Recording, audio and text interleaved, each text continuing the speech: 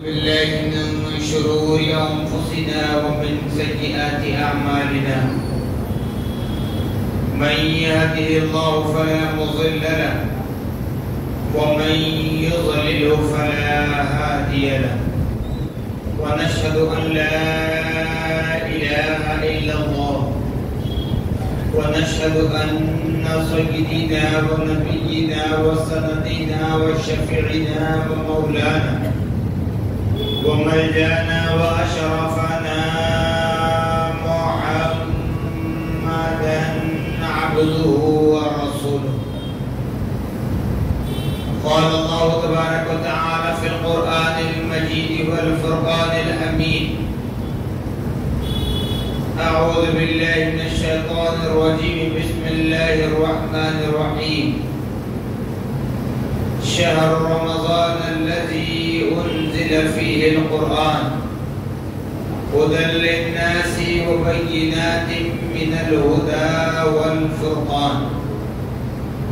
صدق الله العظيم وصدق رسوله النبي الأمين الكريم، ونحن على ذلك لمن الشاهدين والشاكرين والذاكرين والصابرين والحمد لله رب العالمين. قال الله تبارك وتعالى في شأن حبيبه المصطفى ورسوله المجتبى صلى الله تعالى عليه وسلم: إن الله وملائكته يصلون على النبي يا أيها الذين آمنوا صلوا عليه وسلموا تسليما. اللهم صل على سيدنا شفيعنا مولانا محمد كما تحب وترضى بأن تصلي عليه صلى الله عليه وسلم. نبی اور آل نبی پر کئی مرتبہ آواز بلند درود پاک پڑھیں: اللہم صل علی سیدنا شفیعنا مولانا محمد معدن الجود والکرم منبع العلم والحلم والحکم وآلہ واصحابہ وبارک وسلم صلاۃ وسلاما علیک یا رسول اللہ صلی اللہ تعالی علیک وعلی آلک واصحابک وازواجک وذرياتك وآل بيتك أجمعين. سبحان ربك رب العزة عما يصفون وسلام على المرسلين والحمد لله رب العالمين. الحمدللہ، تمام تعریفیں اس ذات اقدس کے لیے ہیں جو سارے عالموں کا پروردگار ہے، جس نے ساری کائنات کو پیدا فرمایا، ساری کائنات کو روزی دے رہا ہے، میدان معیشت کا مالک و مختار. یقیناً اس خدا رب ذوالجلال کا بڑا ہی شکر احسان عظیم ہے کہ اللہ رب العالمین نے ہم اور آپ کو اپنی تمام پیدا کردہ مخلوقات میں انسان بنا کر پیدا فرمایا، اشرف المخلوقات کے درجے سے بھی سرفراز فرمائے. اللہ جل جلالہ عما نوالہ کا بڑا ہی شکر احسان عظیم ہے کہ رب کعبہ نے ہم اور آپ کو اپنے نبی مکرم، رسول محتشم، صاحب الاولاد، باعث تخلیق کائنات، فخر موجودات، حضور تاجدار مدینہ حضرت محمد مصطفیٰ احمد مجتبی صلی اللہ تعالی علیہ وسلم کی امت ببرکت میں پیدا ہونے کا اعزاز بخش. کرم پر کرم والا ایک کرم یہ ہے کہ اللہ جلالہ عما نوالہ نے رمضان المبارک جیسے عظیم المرتبت مہینے سے ہمیں ملایا، جس کے آخری عشرے میں ہم بالکل داخل ہو چکے ہیں. یہ آخری عشرہ جہنم سے آزادی کا ہے اور جس کا آج 23واں روزہ ہم مکمل کرنے جا رہے ہیں. اور سامعین محترم، جیسا کہ آپ جانتے ہیں کہ آپ کی اس مسجد میں پچھلے 25 برسوں سے حضرت اللہ مولانا مفتی سید صغیر احمد نقشبندی مجددی قادری صاحب رحمۃ اللہ درس قرآن دیا کرتے تھے، مصروفیات کی بنا وہ اب ان کی نگرانی میں یہ فقیر خدمت انجام دے رہا ہے۔ رمضان المبارک کی مناسبت سے پیر کا دن مقرر کیا گیا بعد نماز ظہر۔ الحمدللہ ہر پیر کو مختلف علماء اکرام کے بیانات ہوتے رہے۔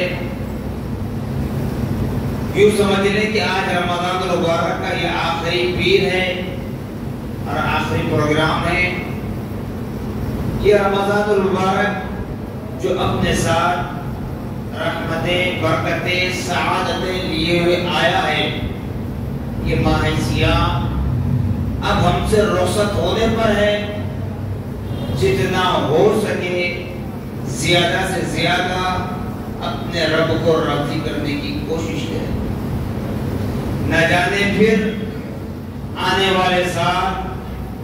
یہ رمضان المبارک کا مہینہ ہمیں ملے یا نہ ملے۔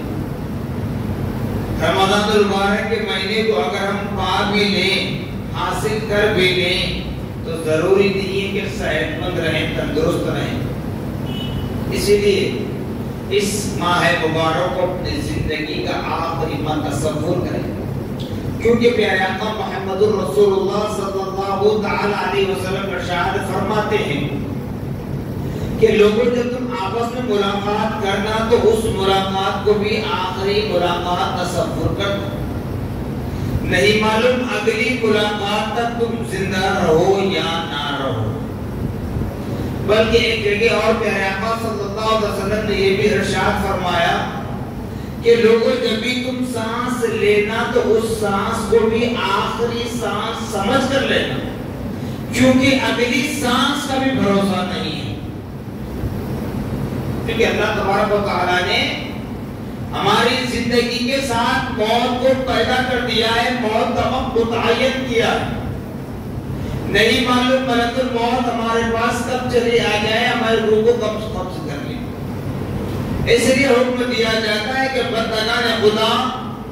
ہمیشہ ہمیشہ اپنے رب کو راضی کرنے کی کوشش کریں۔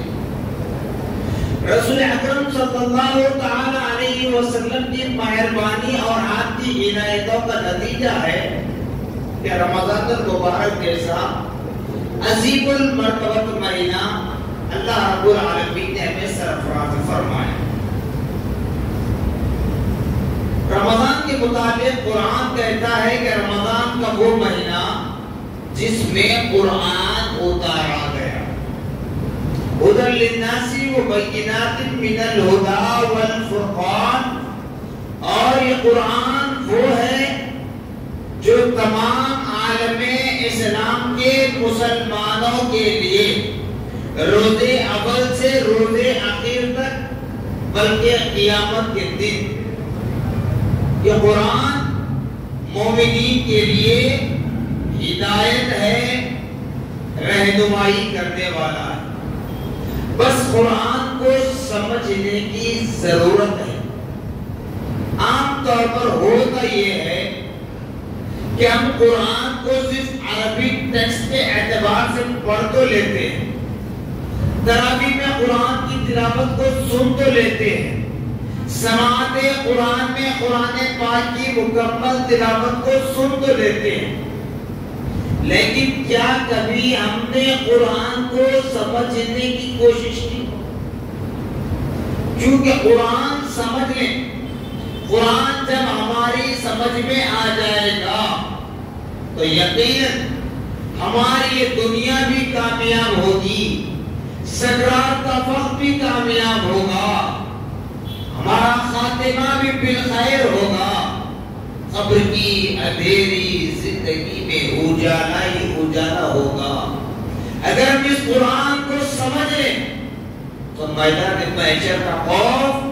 ہمارے دلوں پر طاری ہو جائے گا۔ وہ دن کیسا ہوگا؟ قرآن کو سمجھنے پر معلوم ہوگا کہ میدان محشر کا دن کیسا ہوگا۔ اس لیے ہمیں چاہیے کہ قرآن کو سمجھنے کی کوشش کریں، اور قرآن کو سمجھنے کے لیے حب نبوی ضروری ہے، مصطفیٰ جان رحمت صلی اللہ علیہ وسلم سے محبت ضروری ہے، مصطفیٰ جان کونین صلی اللہ علیہ وسلم سے عشق ضروری ہے، کیونکہ قرآن خدا کا کلام ہے، خدا کا عدل فیصلہ ہے، اس کو کوئی تبدیل کر نہیں سکتا، یہ کل صبح قیامت تک اسی قرآن کا حکم چلتا رہے گا۔ تو سامعین محترم، جہاں ہم رمضان المبارک کے آخری عشرے میں داخل ہو چکے ہیں، بلکہ یوں بھی کہا جائے کہ بالکل آخری ہفتے میں ہم آ چکے ہیں، تو رمضان المبارک کی فضیلتوں کے ساتھ ساتھ آپ نے تمام تر چیزوں کو سن لیا کہ ماہ سیام وہی ہے جہاں رمضان المبارک کی آمد پر گران پیر، روشن زمین، ہیکل نورانی، قدر سمدانی، حضرت شیخ عبدالقادر جیلانی، غوث العظم سمدانی، غوث الثقلین رضی اللہ تعالیٰ عنہ کی ولادت و سعادت ہوئی۔ جبکہ آپ نے دن کا کافی عرصہ گزار دیا، دودھ تک نہیں کیا،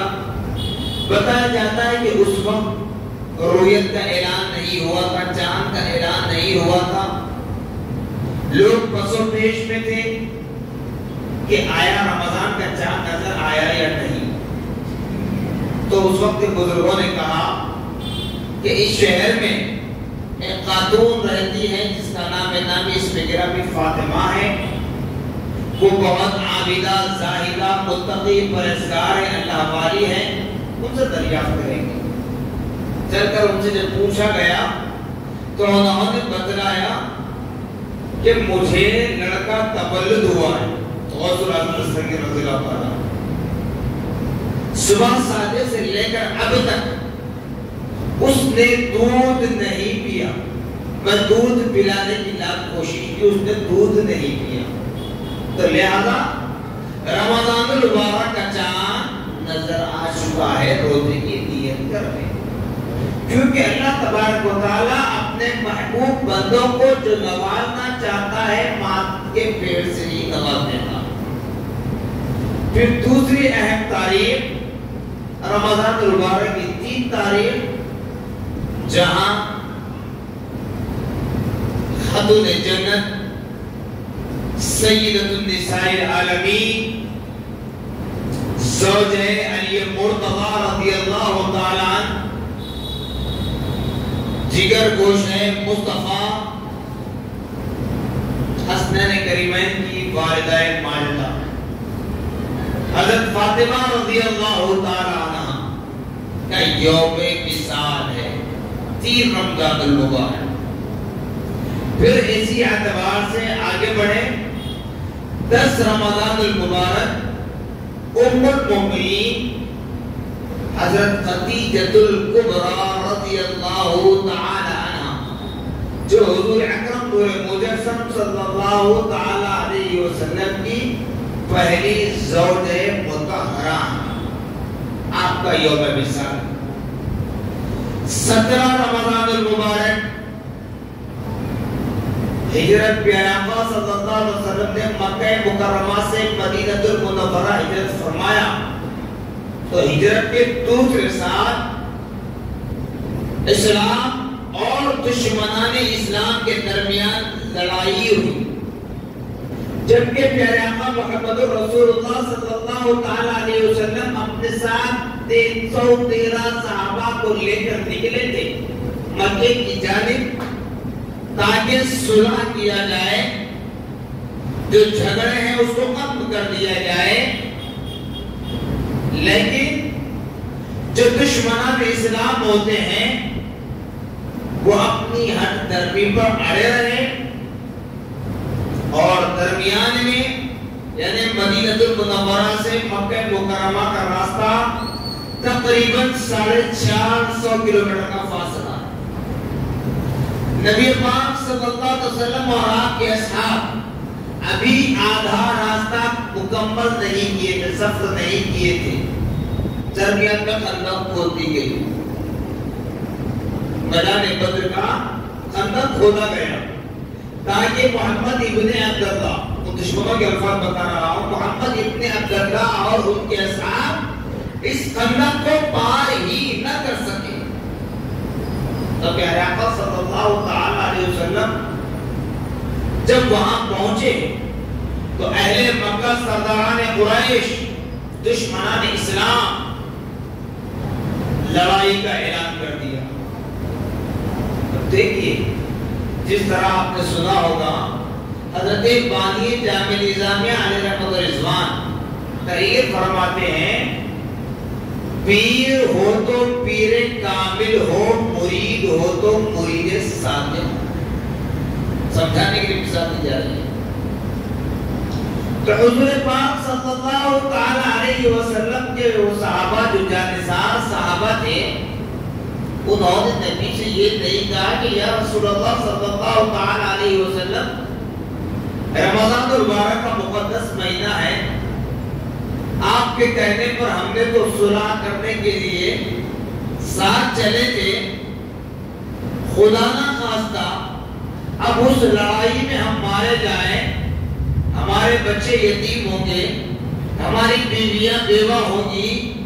ہمارے ماؤں کی گود چھین لی جائے گی،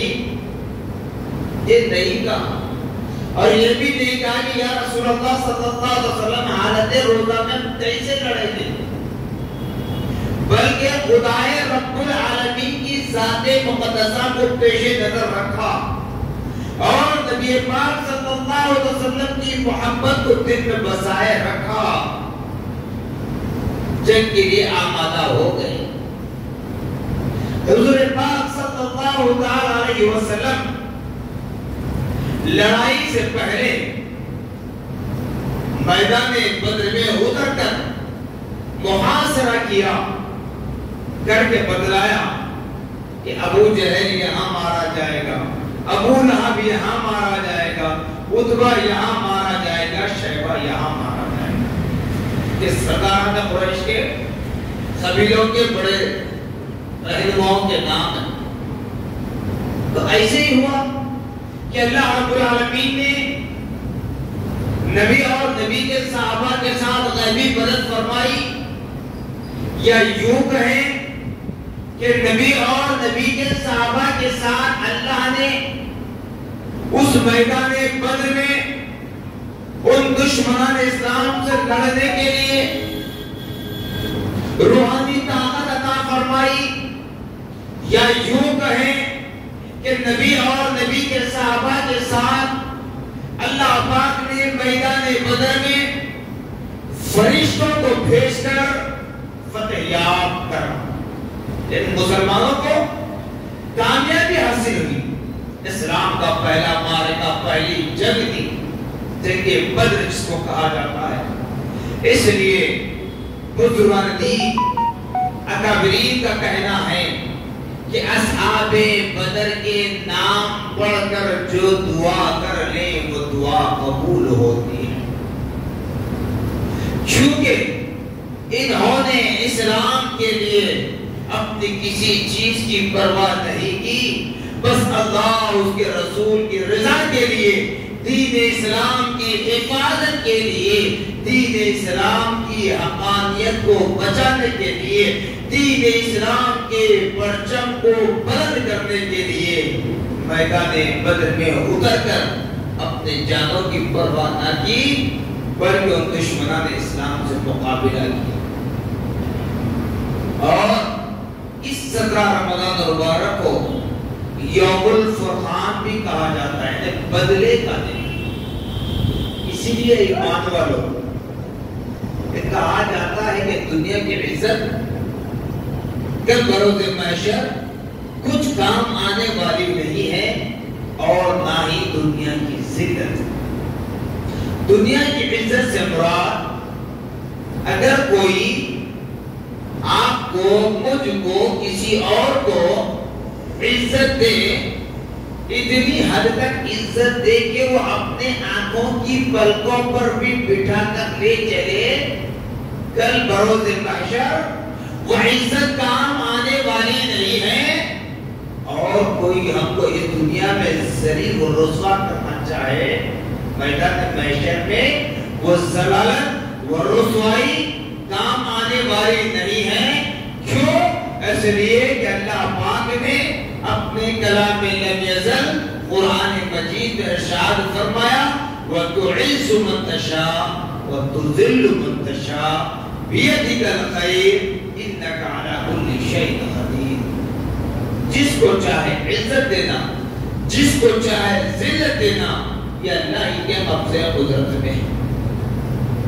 وہ دن تھا جو میدان بدر کی لڑائی کرتی تھی، اسلام کی پہلی جنگ، ابو جہل، ابو لہب، عتبہ، شیبہ، یہ بڑے بڑے دشمنان اسلام جو اپنے آپ کو بڑے طاقتور، بڑے مضبوط سمجھ رہے تھے،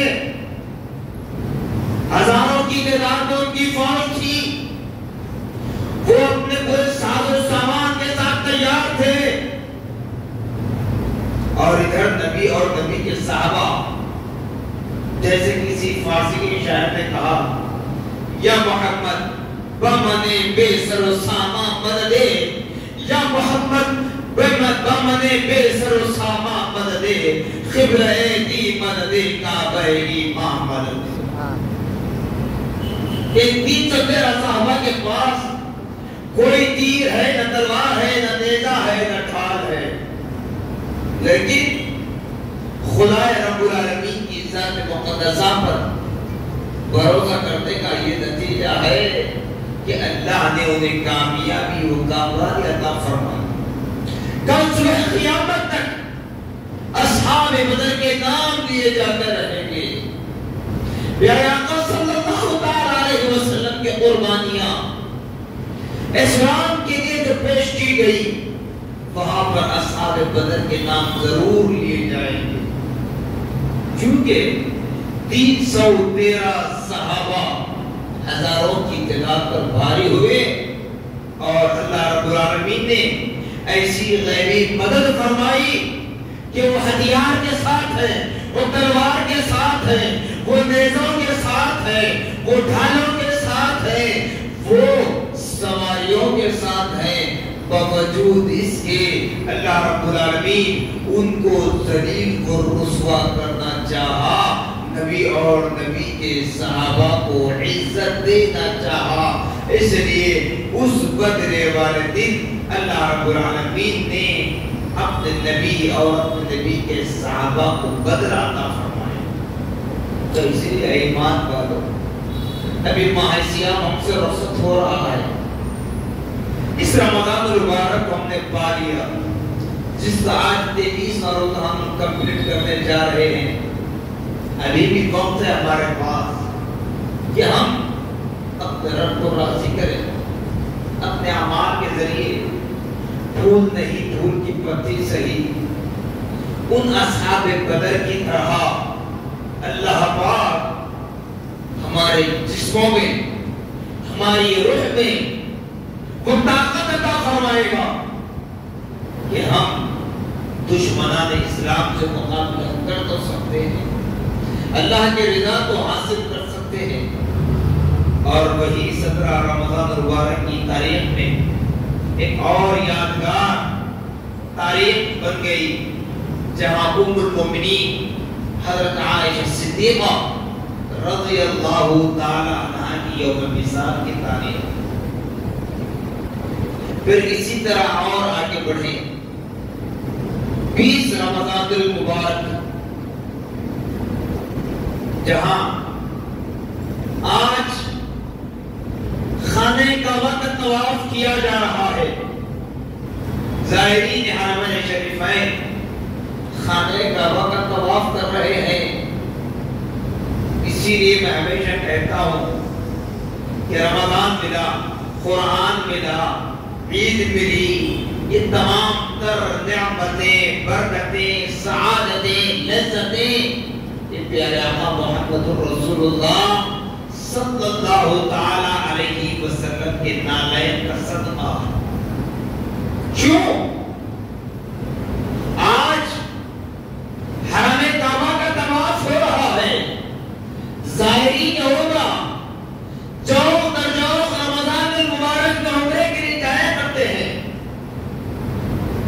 لاکھوں فرزندان اسلام حج کے موقع پر بھی پہنچ کر اس خانہ کعبہ کا طواف کرتے ہیں. کیسے؟ اس خانہ کعبہ کی حفاظت میرے نبی نے فرمائی. میرے نبی نے فرمائی. ہجرت کے 8ویں سال پیارے آقا صلی اللہ علیہ وسلم کو مکے سے نکال دیا گیا. ان کی مجال نہیں تھی, ان کی ضرورت نہیں تھی, تنگ کیا جا رہا تھا. اب جس مقام پر پیارے آقا صلی اللہ علیہ وسلم کا روضہ اطہر ہے, جس کو شہر مدینہ کہا جاتا ہے, اس سرزمین کا نام پہلے یثرب تھا.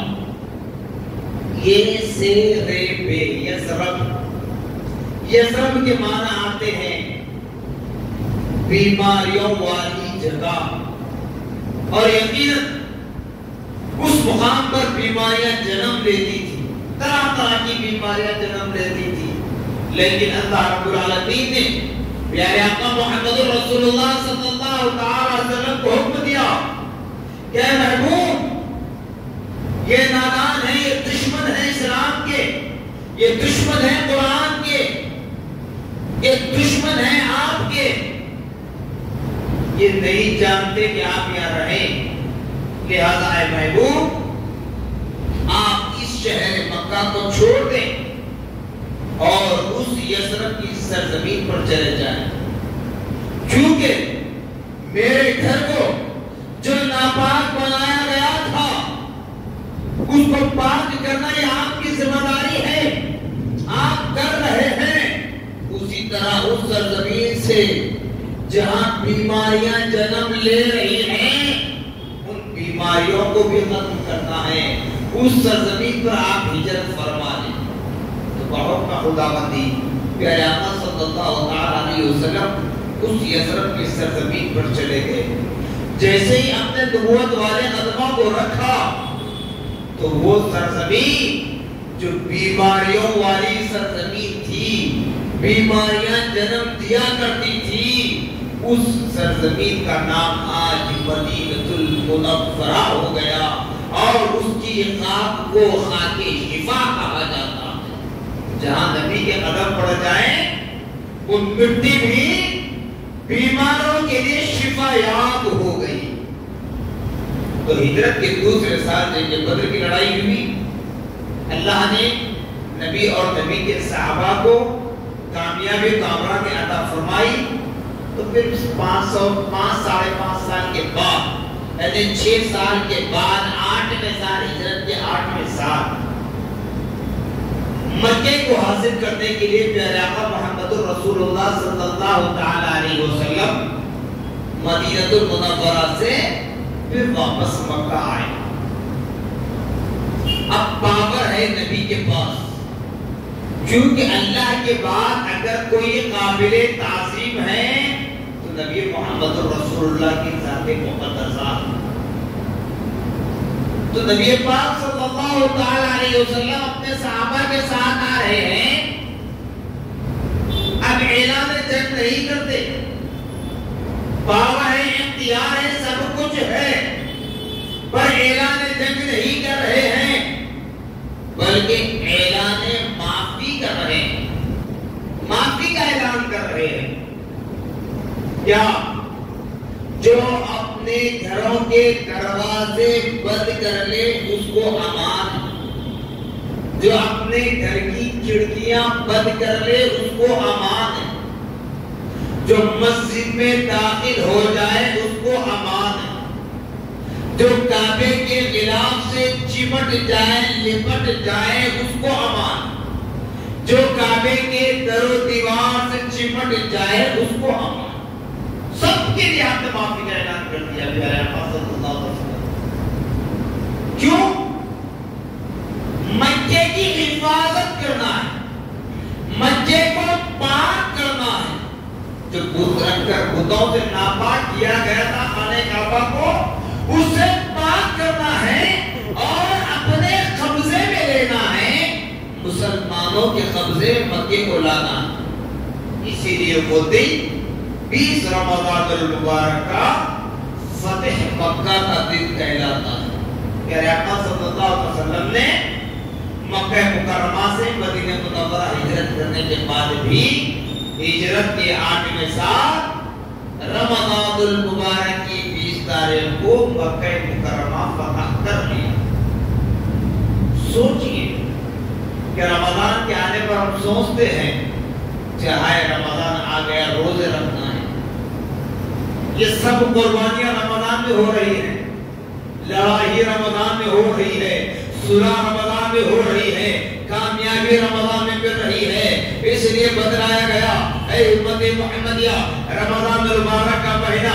صبر و استقامت حاصل کرنے کا مہینہ ہے، رمضان کا مہینہ علم دین حاصل کرنے کا مہینہ ہے، رمضان کا مہینہ اسلام کی حقانیت کو جاننے کا مہینہ ہے، رمضان کا مہینہ قرآن پاک کو جاننے کا مہینہ ہے، رمضان کا مہینہ اپنے آپ کو متقی پرہیزگار بنانے کا مہینہ ہے، رمضان کا مہینہ اپنے نفسوں کو پاک و صاف بنانے کا مہینہ ہے، رمضان کا مہینہ اپنے دل و دماغ کو پاک و صاف طاقتور بنانے کا مہینہ ہے، رمضان کا مہینہ اپنے آنکھوں کو پاک کرنے کا مہینہ ہے، رمضان کا مہینہ اپنے کانوں کو پاک کرنے کا مہینہ ہے، رمضان کا مہینہ اپنی زبان کو پاک کرنے کا مہینہ ہے، رمضان کا مہینہ ان ہاتھوں سے رحم و کرم کا معاملہ کرنے کا مہینہ ہے، رمضان کا مہینہ ان پایوں سے چل کر اللہ کے گھر کی جانب چلتے ہوئے اللہ اس کے رسول سے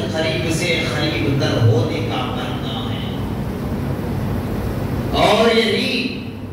رمضان کی 20 تاریخ کی تاریخ آتی ہے جہاں خلیفہ چہارم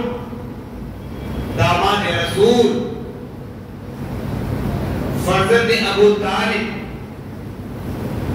حسنین کریمین کے والد بزرگوار حیدر کرار علی شیر خدا حضرت سیدنا علی المرتضی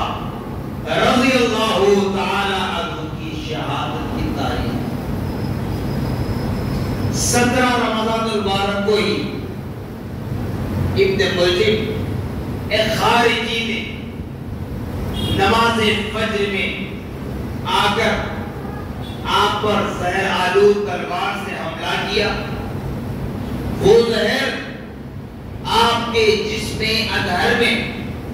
2-3 دن تک پھیلتا رہا۔ اس کے بعد حضرت علی کرم اللہ وجہ کریم رضی اللہ تعالیٰ عنہ 20 رمضان المبارک ایک اور روایت کے مطابق 21 رمضان المبارک آپ نے جامع شہادت نوش فرمایا۔ وہ علی المرتضی رضی اللہ تعالیٰ عنہ جس نے وہ کام کیے جس کام کے لیے بڑی بھاری بھرکم طاقت رکھنے والے پہلوان بھی نہ کر پاتے، وہ بھی حالت روزہ میں۔ اور بتایا جاتا ہے نا کہ لوگوں تم اللہ اس کے رسول کے ہو جاؤ تو اللہ اس کا رسول تمہارا حامی و مددگار ہو جاتا ہے۔ خیبر کے دروازے کو کئی لوگوں نے کوشش کی نکالنے کی، اکھاڑنے کی، لیکن جگہ سے ہلا نہ پائے۔ یہ علی شیر خدا ہے جنہوں نے ایک ہی جھٹکے میں ایک ہی ہاتھ سے اس خیبر کے دروازے کو نکال کر پھینک دیا، تبھی تو آپ کو فاتح خیبر کہا جاتا ہے۔ اور حضرت علی رضی اللہ عنہ کے نام تو ہم لیتے ہیں، علی کے نام کا عشق کا دم تو بھرتے ہیں، لیکن حضرت علی المرتضی رضی اللہ تعالیٰ عنہ نے جو زندگی گزاری شاید ہی آج تک کسی نے ایسی زندگی بسر نہیں، چاہے علی ہو یا نبی، صرف زبانی دعوے نہ کریں، کیونکہ بانی جامع نظامیہ حضرت رحمت رضوان تحریر فرماتے ہیں کہ زبانی دعوے کام آنے والے نہیں ہیں، صرف زبانی دعوے نہ کریں۔ جیسے کہا جاتا ہے میلاد کے موقع پر بڑے شوق و ذوق کے ساتھ نعرہ لگایا جاتا ہے غلامی رسول میں موت بھی قبول ہے۔ اے بابا موت بعد میں ہے،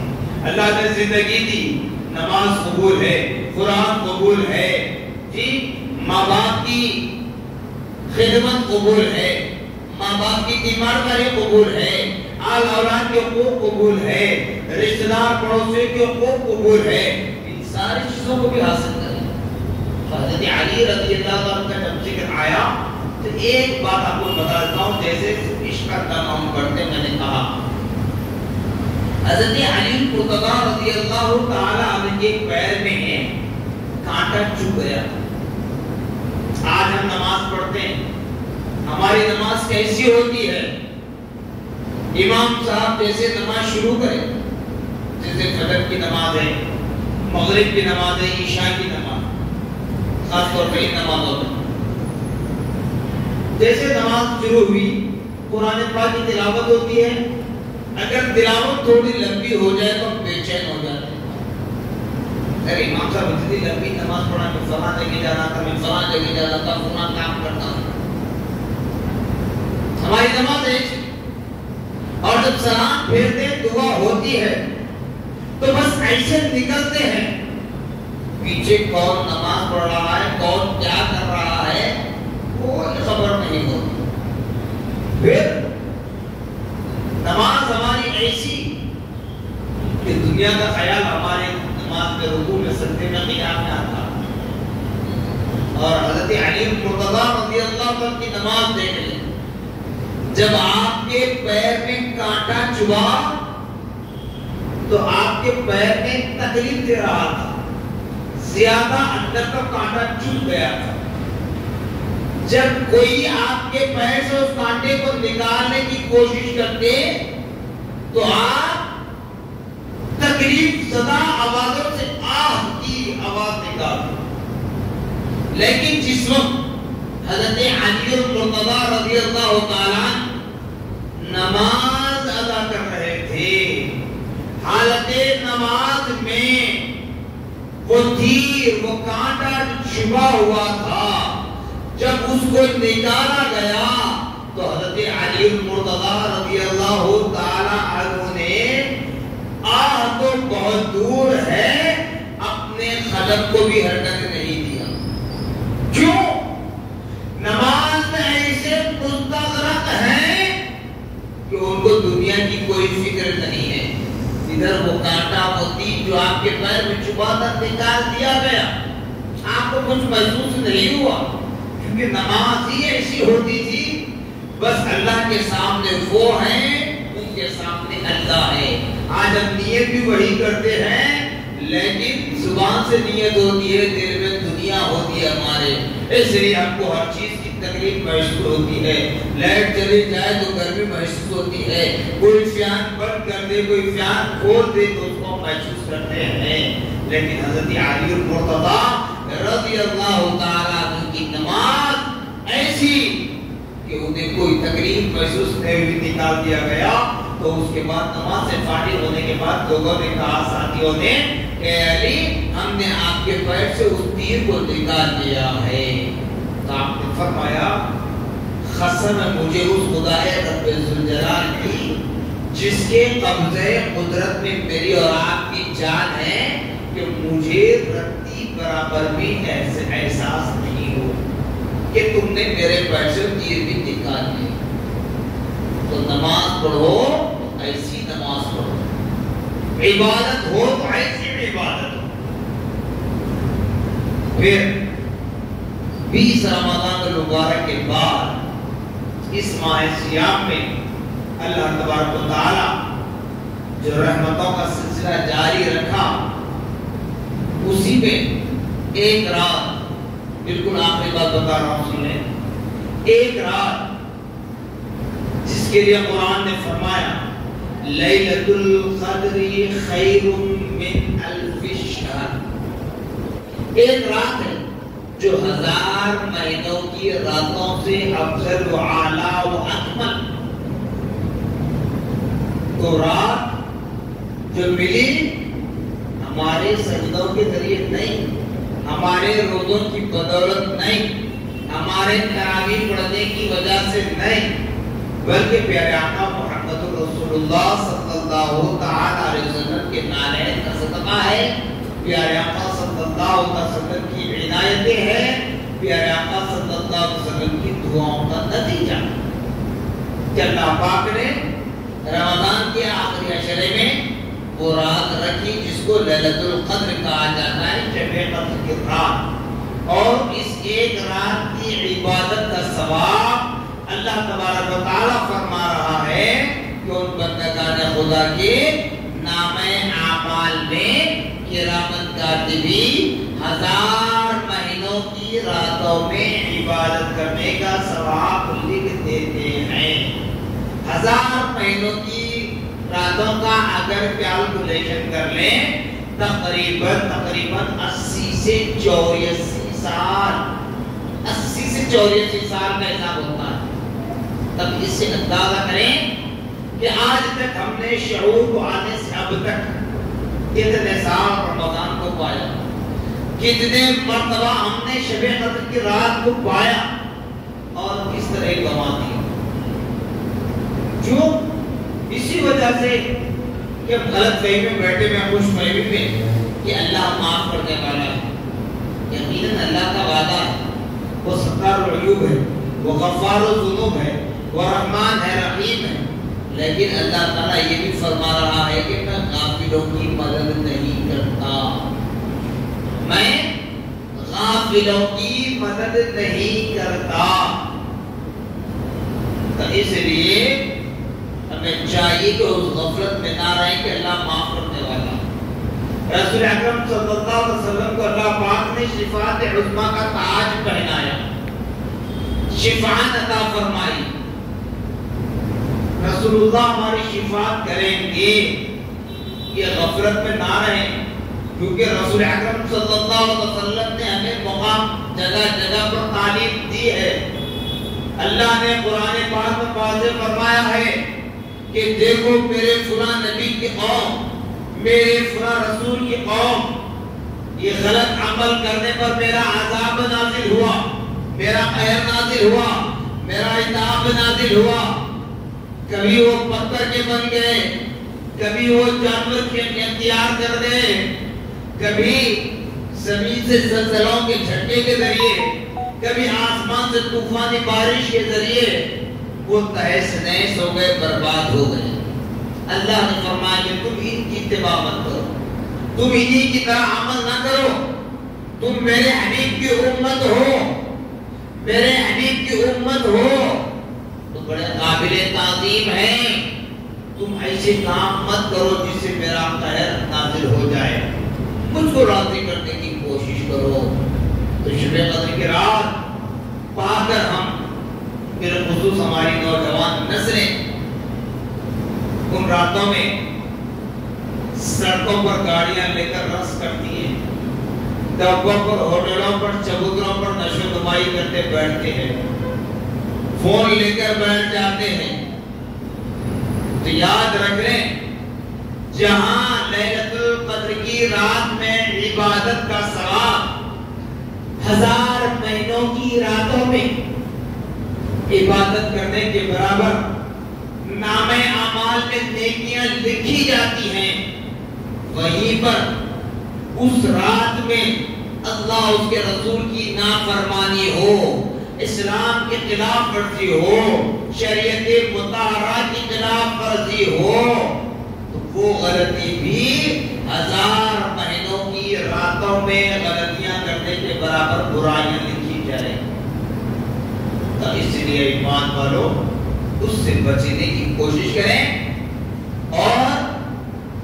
ہو سکتا ہے آنے والے اتوار کو ہمارے رمضان کا آخری دن ہو، چاند نظر آ جائے اگر، تو لیلۃ الجائزہ کی رات کہلاتی ہے، بدلے کی رات کہلاتی ہے.